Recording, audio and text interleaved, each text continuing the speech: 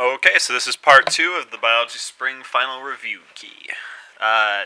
Number 24 is define genetic drift. So genetic drift is the random changes that occur to a population. Random changes that occur to a population. Genetic, or gene pool. Okay, so what I mean by that, alright, so you have like some people on the island, and people with blonde hair go off, there happens to just be more blonde people on the left side of the island at a specific time. Not because they're gathering there, it was just like random chance. And then there is just a freaking meteorite that just comes down, smashes that side of the island, and everybody dies there. Okay, so now there are less blonde people. It has nothing to do with the fact that blonde people are less able to survive meteor impacts than other people. It's just the fact that it was a meteor impact and they were vaporized. It's random changes, stuff that has nothing to do with how successful your genes are. It's just random changes happening. And that happens sometimes. That's what we call that genetic drift.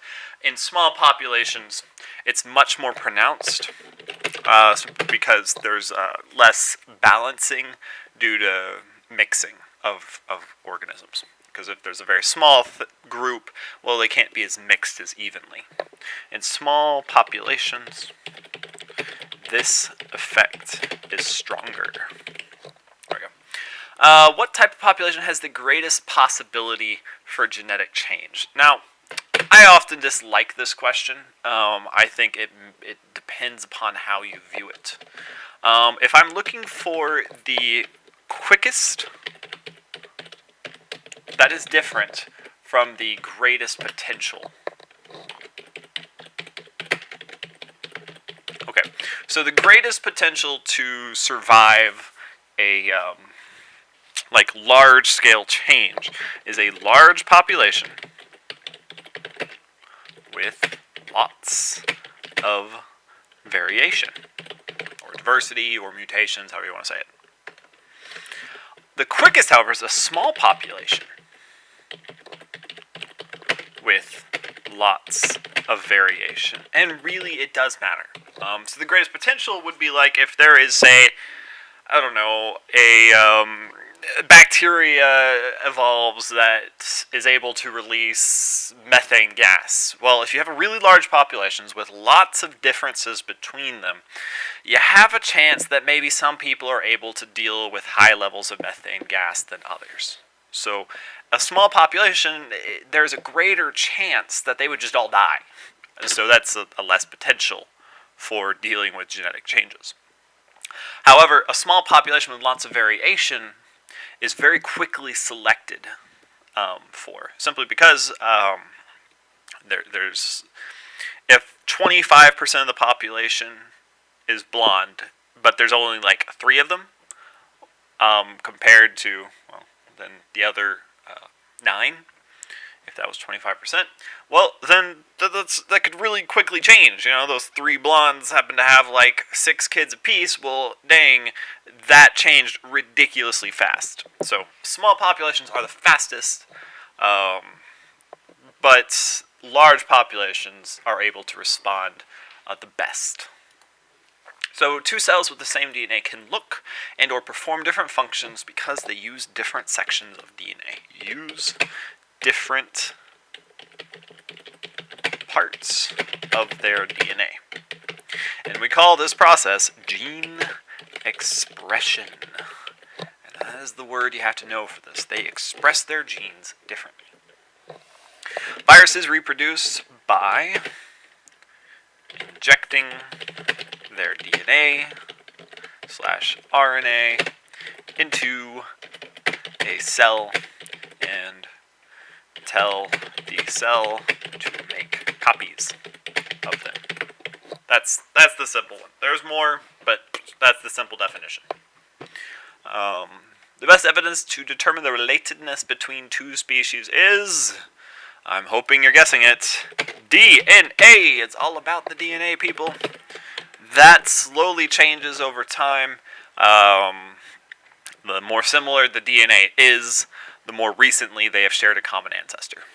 And it works out pretty well. Is the best way to do that. DNA, we can also look at proteins as well, but of course the proteins are based off of the DNA. So it says, what are the 4 nitrogenous bases and what are their pairs? Okay, so we have adenine. Let's see how I do with my spelling here, which bonds to thymine or uracil.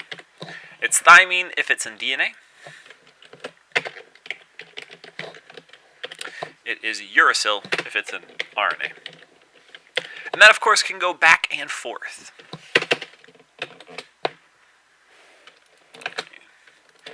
And we also have guanine, which can bond to cytosine. Okay? And those don't have differences between DNA and RNA. So number 30, it says the step of protein synthesis, which is making proteins, is occurring when amino acids are being carried by tRNAs to meet up with the mRNA in the ribosome. Okay, so when that is occurring, you're actually making the protein by reading the information on mRNA and using that information to combine amino acids in the right sequence to make the right protein. The tRNA only comes in, it's like a bus that carries in students. It's really like the least important component of this whole process. You can mostly ignore it. It's just there to help things get to the right place. But the mRNA's message is translated into the protein sequence, the amino acid sequence that makes the protein. There you go. How can an amino acid be coded for by more than one codon? Okay, so the amino acid that is coded for by more than one codon, because there are more combinations of codons of A's, U's, C's, and G's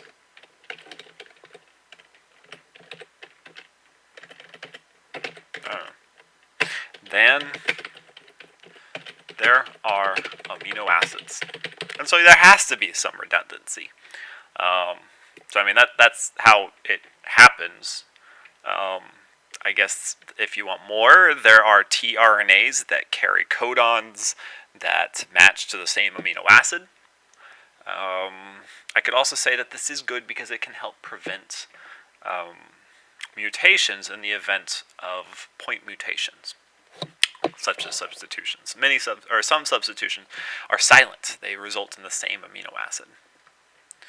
Okay, number 32, it says, describe the 2 steps of protein synthesis. That includes the type of RNA involved and where each step takes place. Now, this one takes a while, so let's kind of go at layers here.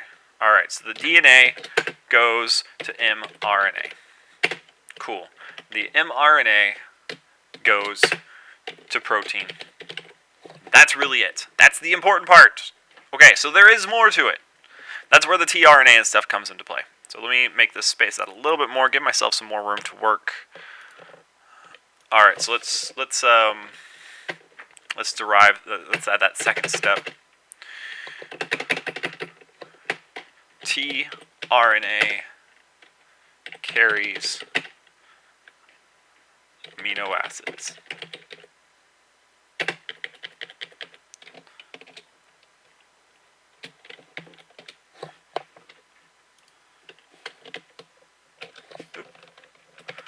Okay, so that's cool. Where all these things take place.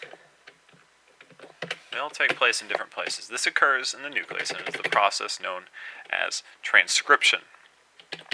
So the DNA is transcribed into mRNA inside the nucleus.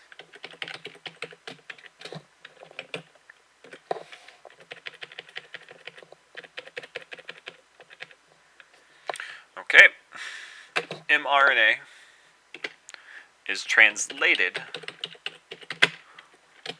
in the ribosomes. And it's more it occurs because of ribosomes. So we'll just go with ribosomes. It's kind of important to know that ribosomes are out in the cytoplasm. So in the cytoplasm. Alright, there it is. And there you go. That's the overall 2 steps. Transcription, translation, let's not say translated. DNA to mRNA, send to protein, which is a sequence of amino acids.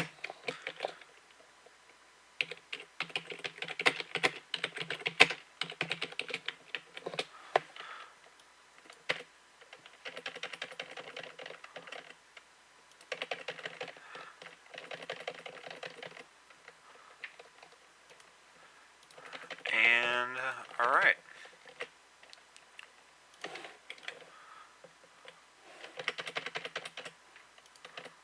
There we go. Alright, so there you go. Quick summary. Alright, complete the following protein synthesis below. Be sure to label where transcription and translation occur. Now this is a graphic, so I'm just going to have to type this underneath. Sorry. So I'm just going to start here. The thing to remember is the mRNA is what carries the message. So A's will go to U's, since this is RNA. If we were synthesizing DNA based off the original strand, so the complementary DNA strand, we would put a T here. Because it's RNA, we'll put a U. And I'm going to go a little bit faster now. Caps lock on. C, C, G, C, G, C, A, G, A, G, C, U, A, G. Now let's go through that, type spaces in there just to be sure I did good. Alright, so the tRNA codons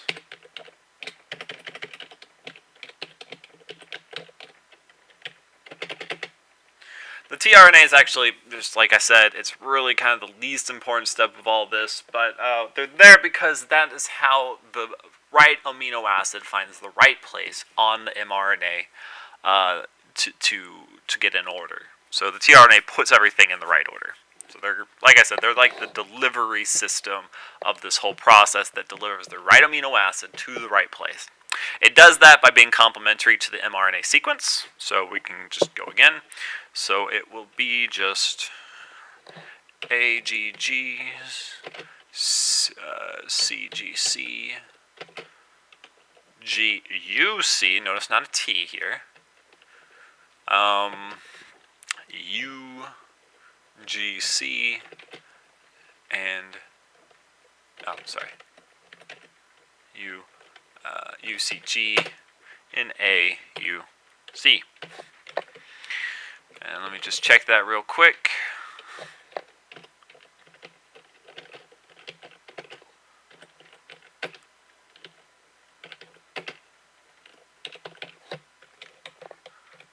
And that looks good. Cool. So now what you'll do is you will put in the mRNA sequence into the amino acids. Yes, I said the mRNA, not the tRNA. That is the horrible thing that most people do. So let's find a quick shape here. Need a curvy arrow.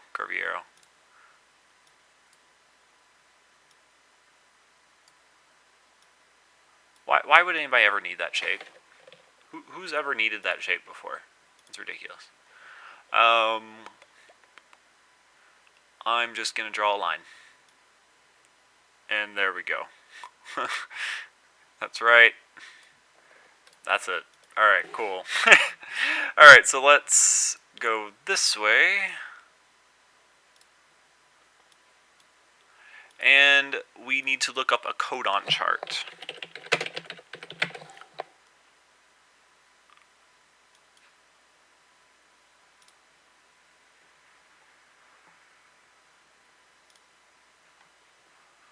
And there we go. Alright, so again, you have to read the mRNA. So our first one is U, C, serine.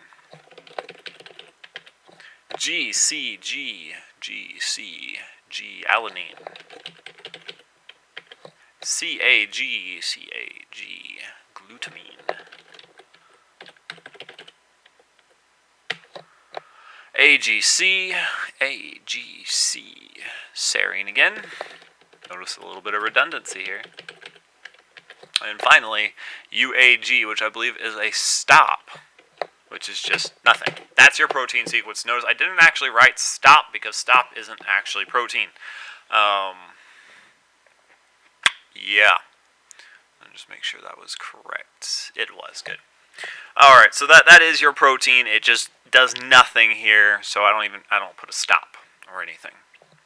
Alright, so moving on. One thing, there should have been an AUG right here. We should start off with a start codon, which is actually the protein, the amino acid, methionine. So we didn't start with that. We should have, but oh well. On the test, if you don't find a start codon in there, just go with it, or ask the teacher to clarify that, hey, I don't see a start codon, should I just start at the beginning? Okay, so number 34, it says trace the path of the protein from the nucleus until it exits the cell. Well, technically there is no protein before in the nucleus, so that's not what they're looking for though. They were looking for DNA in nucleus is transcribed into mRNA.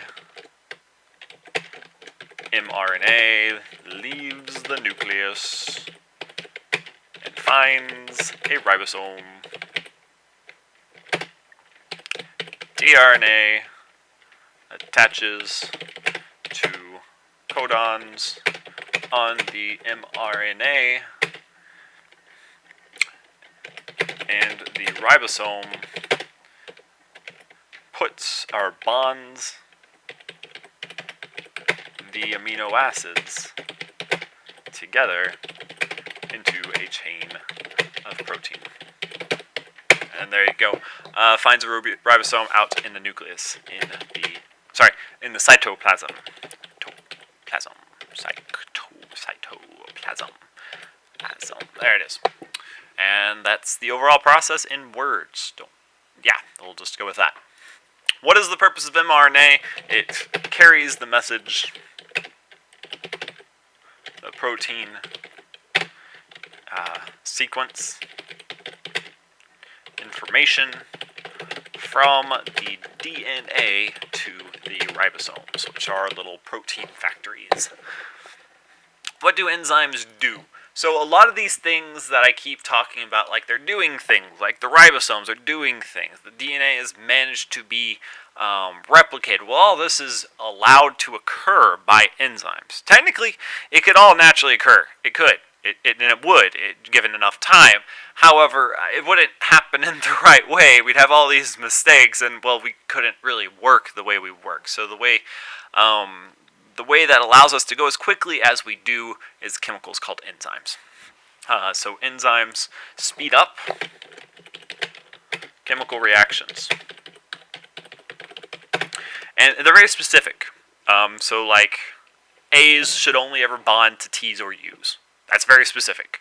And in fact, DNA polymerase, which makes copies of DNA, will only bond A's to T's, while RNA polymerase will only bond A's to U's. So they speed up reactions, and the lock and key refers to the fact that enzymes are very specific regarding what reaction they work with.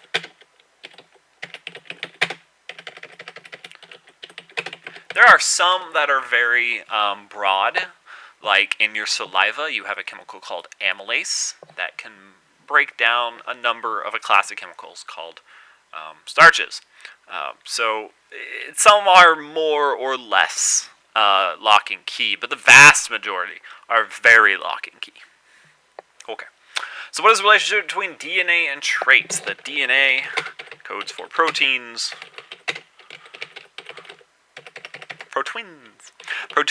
that cause your traits. 38s. There it is. Quaz. My typing is so very special. Alright, so let's take a little bit of the space out of here. It's not going to be... There is no 38. There is no 39. So we are just moving on to 40. I believe that is correct. I hope I'm not getting off. I might actually be able to check that real quick. So let me pause this. Okay, so I figured out where the mistake was. I've now corrected it. Sorry, people from part 1. Yes, it was off for probably the majority of that video. So, awkwardly moving on. Let's go. So photosynthesis is the process of making food from gases in the air and light. The parts that go into photosynthesis are the following. Light energy is used to bond together carbon dioxide. Okay. Try it again. Carbon dioxide, there it is. And, did you guess it? Water. Hopefully you did. Those will combine, a whole lot of them. And in fact, it takes 6 carbon dioxides and 6 waters to do this. But whenever you put all those things together, it makes one big old glucose molecule, C6H12O6. And that process actually leaves a little bit of oxygen unbonded. So they hook up and they go on their little merry way. And it's actually 6 molecules of those that do that. So there you go. That is your... Is that right? Let's see. 6 times 2, that's 12. 6 times 2, that's 12 in there, and then there's the other 6. Lovely. Alright, so photosynthesis is balanced. How are the two related? Well, we'll come back to that. Take a little space out of here. Cellular respiration will do the exact same thing, and so you know what I'm going to do? I'm just going to copy and paste, because you know what? This is a good demonstration of what happens. This is going to be the reaction. These... Oh, why are you doing that to me? Word. Stop it. Nobody likes you. Alright, there we go. Okay, so I just moved those over here. There we go. So I flipped it around. What we'll see is that... Oh, wait a second. Yeah, we actually do give off a little bit of light. Infrared light, specifically. Even maybe a little bit of visible light every now and then. However... we mostly use this for just chemical energy for the vast majority of the time. Any extra energy, so heat energy, light energy that we release is wasted energy. Our goal would have been to get as much light energy as we put in back out. Of course, we are not perfect. The transfer of chemicals is not perfect. And thus, overall, we end up getting about 10% that originally was in it back out. So this process is about 10% efficiency. About. It's not really exactly, and that's just what we memorize in class to simplify things for you and demonstrate that we're not perfect. So that said, we will see that they are complete opposites of each other. That really the only difference is the photosynthesis takes in energy while the cellular respiration releases that energy in a useful form, in the form of chemical energy. So, photosynthesis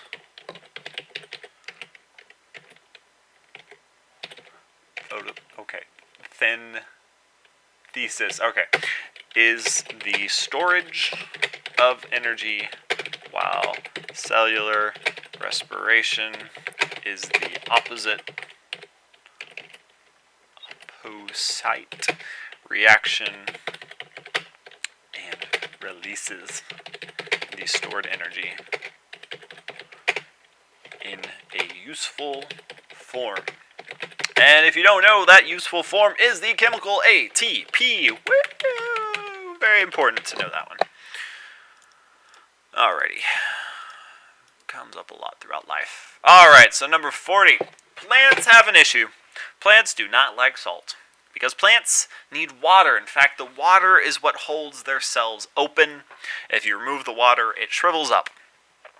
Well, it turns out that water is attracted to where there is more to dissolve. It likes to cause dissolved substances to spread out. And adaptation. So basically, wherever it is able to cause the dissolved stuff to spread out, it will move to. So if you add salt to the outside, water leaves the plant cell in order to dissolve the salt, causing the cell to shrivel like a popped balloon. It's quite sad. And then die. Are plants unicellular or multicellular? They are all multicellular. That is how we define it, nowadays at least. That will mean not algae. Algae are not plants. Yep. How would short, thin roots benefit a plant? Well, they could be built really quickly. The roots could be built really quick with minimal resource commitment. So that might be good for a plant just starting to grow, or a plant that needs to grow really fast, or maybe there isn't a whole lot of wind in the area, and there's enough water for it, or maybe it's just anchoring itself. It really kind of depends. But for really small roots, the benefit's going to be that they grow quickly. Short, that again is just going to be a built quickly thing. That's what I got for you. Define the root and shoot system and explain how they interact with each other. Roots absorb water and transfer it up to the rest of the plant via the xylem type of vascular tissue. And it's not just water, it's also water and minerals or other dissolved nutrients and minerals.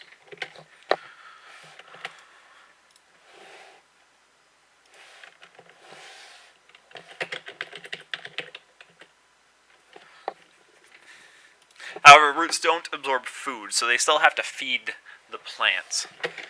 The leaves, or we'll say that the dermal tissue, makes food and sends it down to the roots using the phloem type vascular tissue. The way I've heard to remember this is from my wife, and she apparently remembers it, so apparently it's good, is the xylem zips water up, and the phloem food flows down. So that's how she remembers it, so hopefully it can help you as well. It says, in what type of tissue can the chloroplast and stoma be found in plants? That will be on the dermal tissue, because it's got to be on the outside tissue. So yes, you could tell me lots of different things. Stem and leaves will have green dermal tissue that is doing photosynthesis, but the important part is that the stoma and chloroplast are on the outside, and what we call dermal tissue. Dermal. Number 45, what is the function of stomata and guard cells? They are holes. Well, the stomata are holes in the leaf surfaces that allow the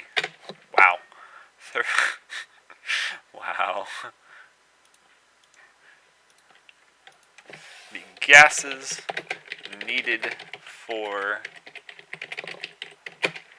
photosynthesis in and out of the leaf. Guard cells open and close these holes. This allows more or less water to evaporate from the leaf's surface, a process known as transpiration. And that's how they work together. It can prevent, basically, if a plant needs to breathe, it will lose some water. But plants need to breathe, and so it'll try to control this. And some plants, they're even really good at controlling what time of day in order to prevent too much water from being lost. So that is how they interact. Okay, so that would be a tropism, the opening and closing of those stomata. In that case, it would be maybe a hydro or even a phototropism. So hydro meaning that if it had lots of water, or phototropism meaning if it had lots of light. So a phototropism, which simply means light-based movement. Technically, it doesn't even have to be plants, although nobody really uses it for animals, funnily enough. Is a response of a plant to light. The daylight length, plant response to a daylight length time. Oh my gosh, I don't know if I can remember what that one is. One sec, let me go look it up. There we go. So, photoperiodism, which is just the period over which light is occurring and you're responding to it. We'll just add that in. Not really something that gets brought up, so don't worry about that. However, gravity is easy. It's a gravitropism. Hopefully you would have gotten that one. Touch is really the only difficult one. It is a thigmotropism, and I do not at all remember why it's called thigmo, but it is, so just go with it. A positive response means you are going to move towards it, toward the stimulus. A negative response will mean you move away from the stimulus. Alright, 47 is a bit big, so let's move it down. Alright, so I'm going to zoom out a little bit, close that, move that up, and here we go. Which of the organisms above lack jaws? Well, you have to learn how to read a cladogram if you have not already done so. So down here where my cursor currently is, we have what would be the common ancestor of our vertebrates. So probably something that looks like a hagfish. Looking at our fossil record, the hagfish haven't really changed too much. They're probably about as simple as they originally were.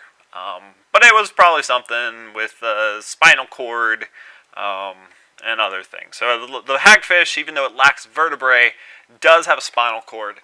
So it is a chordate, but it lacks jaws. You see that the jaws have evolved after this split right here. And so the hagfish do not have jaws. Everything afterwards has jaws.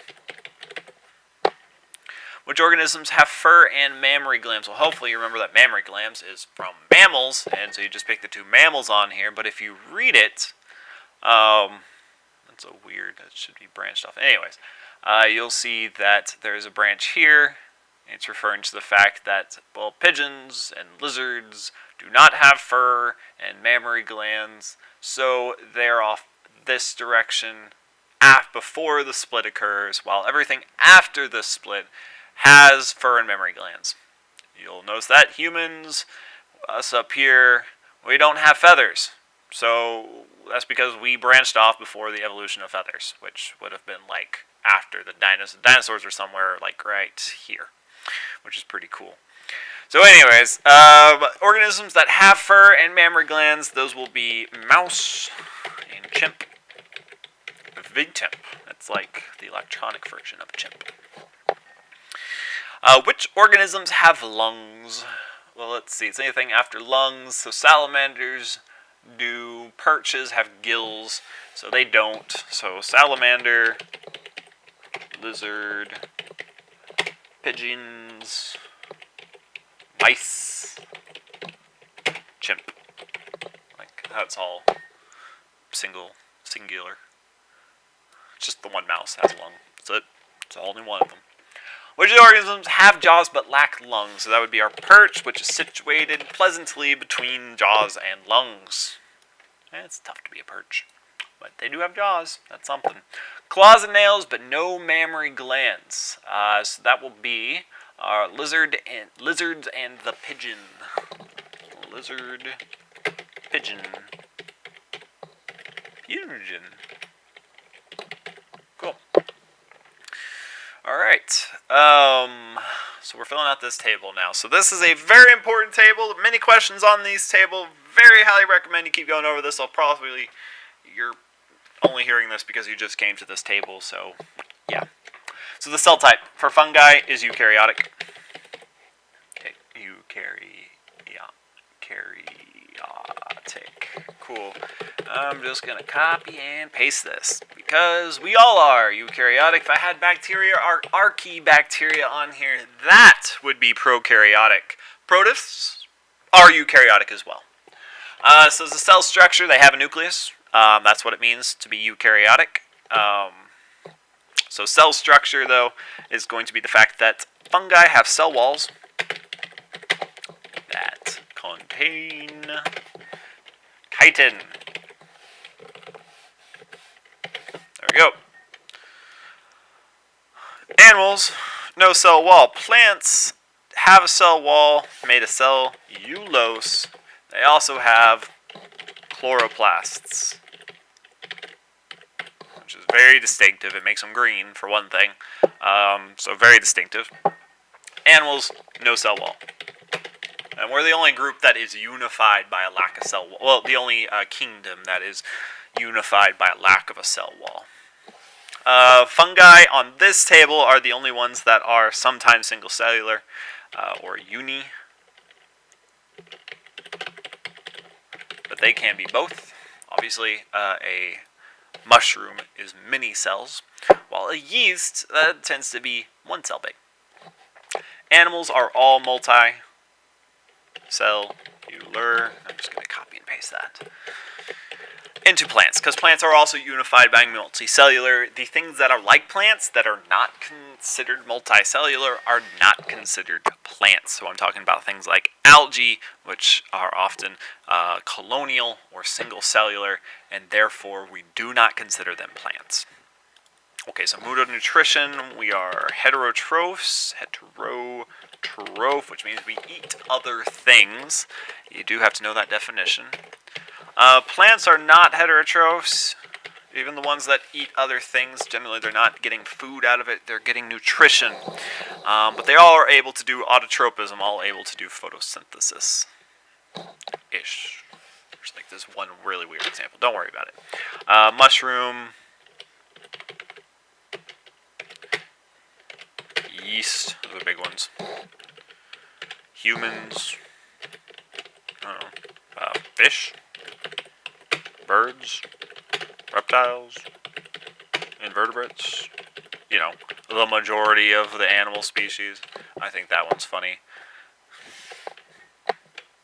Plants. We have mosses, ferns, gymnosperms, angiosperms. Gymnosperms being conifers, things that bear cones, while angiosperms are flowering plants.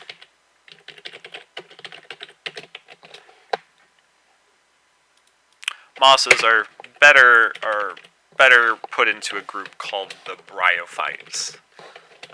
I'm just kind of a plant person, so I just, plus it's a cool name, bryophytes. Plus if your name's Brian, you're like, hey, I'm like a moss. But Mr. Bentley can't spell my name, so. Alright, there you go. That was fun. How are decomposers useful in the environment? What would happen to the carbon cycle if the decomposers were removed? So let's say that once at a time, but don't add a question in. That would be bad. It'd be like the first review. Alright, so how are decomposers useful? Well, they recycle complex chemicals such as proteins back into the soil. The soil, yes, the soil. They recycle complex chemicals such as proteins back into the soil to be used by producers and other things that eat chemicals in the soil. What happened to the carbon cycle if the decomposers were removed? More carbon would get stuck in dead material, and it would reduce the carbon dioxide emissions. Please don't go suggest to somebody that in order to reduce carbon dioxide in the atmosphere, we should remove decomposers, though. The decomposers are absolutely essential. Imagine a tree falls in a forest, and nothing ever happens to that tree ever. Well, things would only just ever be able to grow on top of it, alright? All the nutrients inside that tree would be locked up in the tree. All the ground underneath it would just be wasted because there'd just be this freaking tree on top of it. And so nothing could grow underneath it except for things that went out in heterotrophs that could go out from underneath it. So that would be bad. We need decomposers. They are essential to our ecosystem. So yeah, please, yeah, don't get me wrong there. Define biodiversity and tell how it increases a ecosystem stability. So this is, I think, the 4th time this has come up on this review. We consider this important. Yeah, just a little bit. It turns out that diversity, which is just, the differences between all our organisms. So the differences between organisms.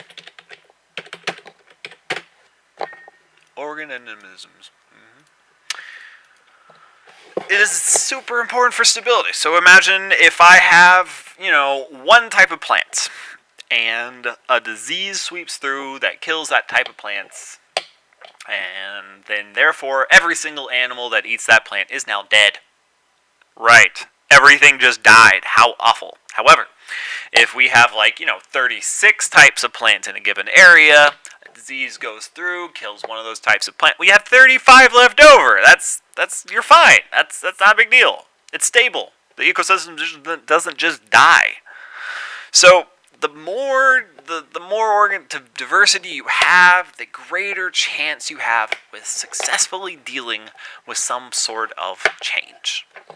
So more likely to survive changes to the environment. There it is. Barely got that out. And only one typo that sentence? Beautiful. Okay, so we're on number 51. We're near the end. Mutualism. Mutualism is the process of organisms who live together for a long period of time, working together and both benefiting. When organisms benefit each other. Commensalism, on the other hand, one organism benefits,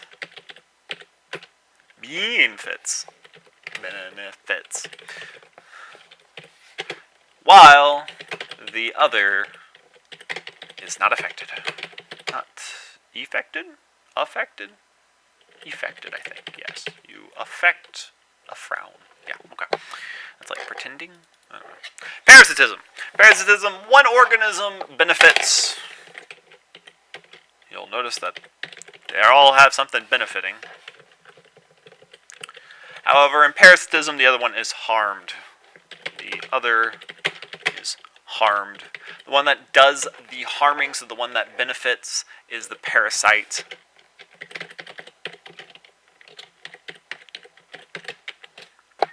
The other is harmed, and that is the one that is being parasitized. If you just want to, those are very common words in English. We use them a lot. Yeah. So number 52, explain why the fungi are more closely related to animals than to plants.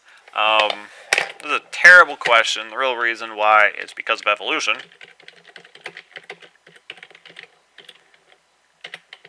That's not what they were asking for. What they were asking for is why or how do we know? That's the better question. The way we know is because our DNA... Well, let me put animal DNA. You don't know I'm an animal. I am. It's true. I'm an animal. because animal DNA, I might be an alien, you never know. Animal DNA is more similar. This was originally hypothesized because we are heterotrophs. Originally hypothesized because we are both heterotrophs, which of course is not the actual reason why, but it's history. That's what it is. It's just the history of our I don't know, planet's biodiversity, biosphere. I like it. Because animal DNA is more similar. Why are you highlighting this? Is it a fragment? Nobody likes fragments. Who cares? I didn't say in English. Originally hypothesized because we are both heterotrophs. Cool. So a lot of people want you to know this one. I don't know why. I feel like the DNA being more similar is the more important thing. But there you go. In an energy pyramid, what has the least amount of energy? The top has the least amount of energy. The bottom, or the producer, has the most. Decomposers. And I'm going to put this in bold, just like everything else.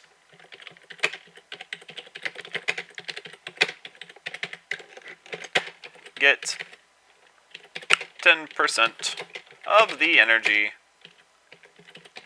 of whatever they eat. That's the idea. It's not. Don't overcomplicate this one. It's just whatever they eat, and that's just like everything else. Plants have a different efficiency, but that's because they get their energy from the sun. That's a completely different conversion of energy, so you can't really use that for them. But everything that eats up from there will get 10% of whatever they eat. About. Okay? Cool. So, number 54, it says define each system below. Respiratory, lungs, and trachea, mouth, nose. It's the stuff you breathe with. I'm gonna simplify these. Stuff you breathe with. Exchanges oxygen for carbon dioxide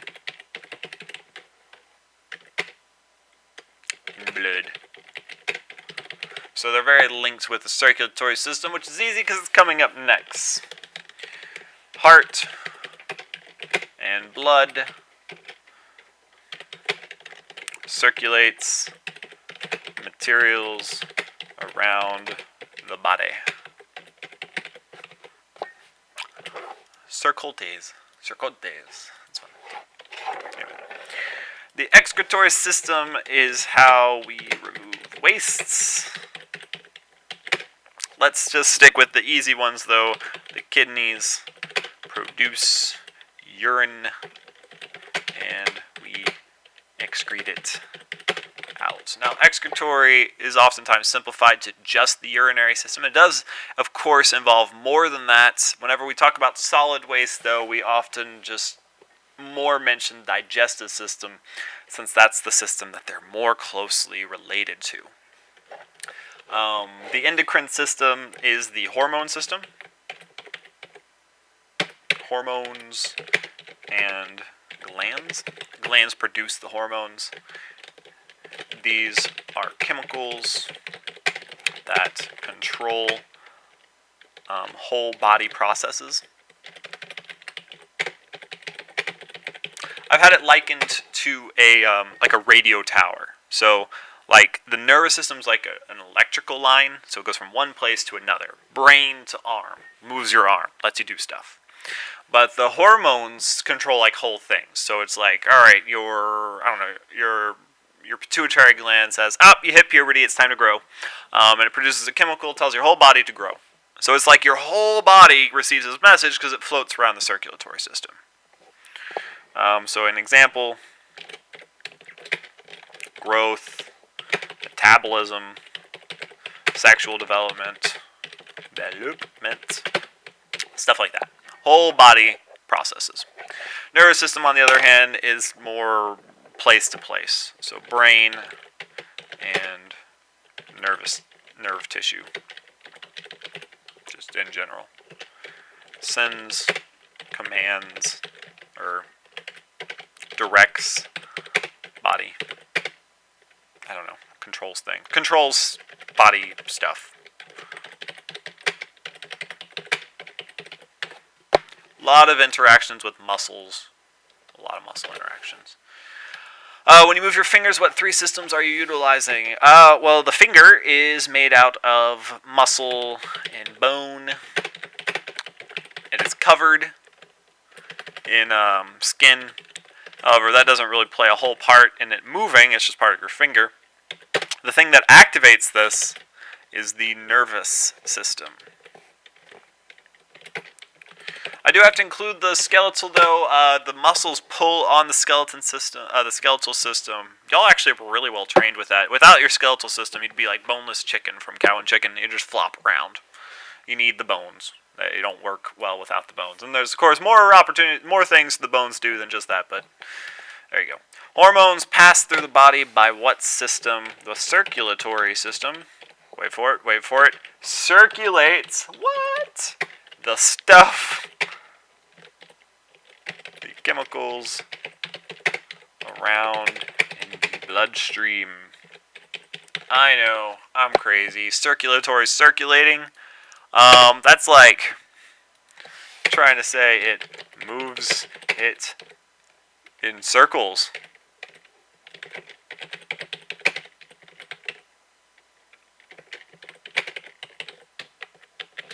What?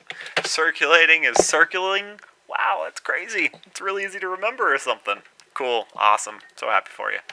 Hormones themselves are part of what two systems? They are part of the endocrine system. Hormones themselves are part of what two systems? I think they were trying to get you to say reproductive here, although that's silly. So sex hormones are part of the reproductive system. Don't think they said that the way they meant to. Nutrients from the digested food move from the digestive system directly into what system?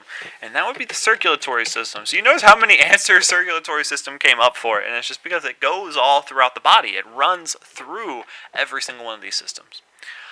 Finally, it wants me to label this rat. Rats. Darn. Why'd it have to be rats? Actually, I like rats. They're really sweet. You should meet a rat if you've never met a rat. Alright, anyways, the backside of an organism that's quadrupedal, unlike ourselves, we get slightly different words because we're bipeds. But on our rat, where like the dorsal fin would be on a fish or dolphin, is the dorsal side. I know, bet you didn't see that coming. Let's go up here. The head will be the anterior, which just means front. On us, our front is our ventral side, actually. So our anterior is also our ventral in humans. The posterior will be the back side. So on a rat, that is the tail. Posterior. And, too far. And finally, the belly is the ventral surface. That's actually not that uncommon of a word. Well, I mean, it's still uncommon, but it comes up from time to time. I haven't come up with a good way to remember it. Yeah, sorry, I got nothing. Alright guys, that's it. I hope that helped. Please come and ask me questions if you need anything. I'm room 1212. Remember, you do have your test coming up. If you do not know where your schedule is, you can go to Cypress Creek Biology. Wait, wrong thing. Cypress Creek Crawfish Boil. Yep, that's totally what I was looking for. Absolutely, Cypress Creek Crawfish Boil. I bet we have the schedule for finals up on our website.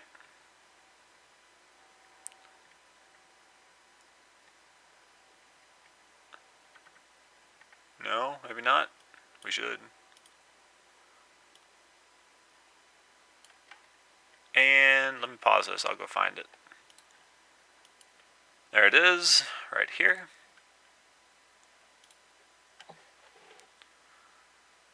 So here you go. Here's the bell schedule. I'll just scroll through it. You can pause where you need to.